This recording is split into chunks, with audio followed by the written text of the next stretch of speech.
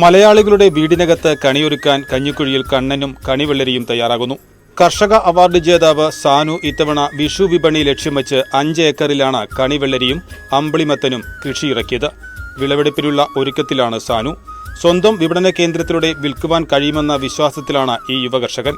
വിഷു ഇപ്പം എല്ലാവരും നമ്മളെ സംബന്ധിച്ച് കർഷകരെ സംബന്ധിച്ച് പറയാനാണെങ്കിൽ കഞ്ഞിക്കുഴിയിൽ, കാരണം കേരളം മൊത്തം ഉറ്റുനോക്കിക്കൊണ്ടിരിക്കുകയാണ്. അതായത് കഞ്ഞിക്കുഴിയിൽ കണിവെള്ളരിയും കണിമത്തനും വ്യാപകമായി കൃഷി ചെയ്തിട്ടുണ്ടെന്ന് ഇപ്പോൾ കേരളത്തിൽ മൊത്തം എല്ലാവർക്കും അറിയാം. കാരണം കഞ്ഞിക്കുഴിയിലെ കർഷകർ എന്ന് വെച്ചാൽ ഓരോ സീസൺ അനുസരിച്ച് വ്യാപകമായി കൃഷി ചെയ്യുന്നത്, സീസൺ അനുസരിച്ച് കൃഷി ചെയ്യുന്നവരാണ്.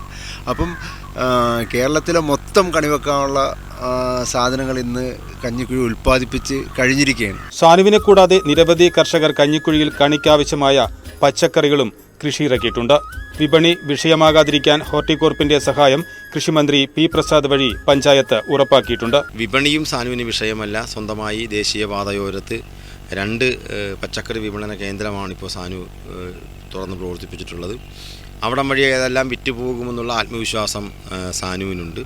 മറ്റു കർഷകരുടെയും വിളകൾ സാനു വിൽപ്പനയ്ക്കായി ന്യായമായ വില കൊടുത്ത് തന്നെ വാങ്ങിക്കുകയാണ്.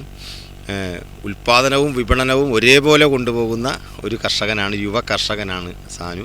കണിയൊരുക്കാൻ ഏറെ ആവശ്യമുള്ള കൃഷ്ണവിഗ്രഹവും കഞ്ഞിക്കുഴിയിൽ നിർമ്മിക്കുന്നുണ്ട്. അന്യ സംസ്ഥാനത്ത് നിന്നും കഞ്ഞിക്കുഴിയിലെത്തിയ കുടുംബങ്ങളാണ് കഴിഞ്ഞ 6 മാസമായി കൃഷ്ണവിഗ്രഹം തയ്യാറാക്കുന്നത്.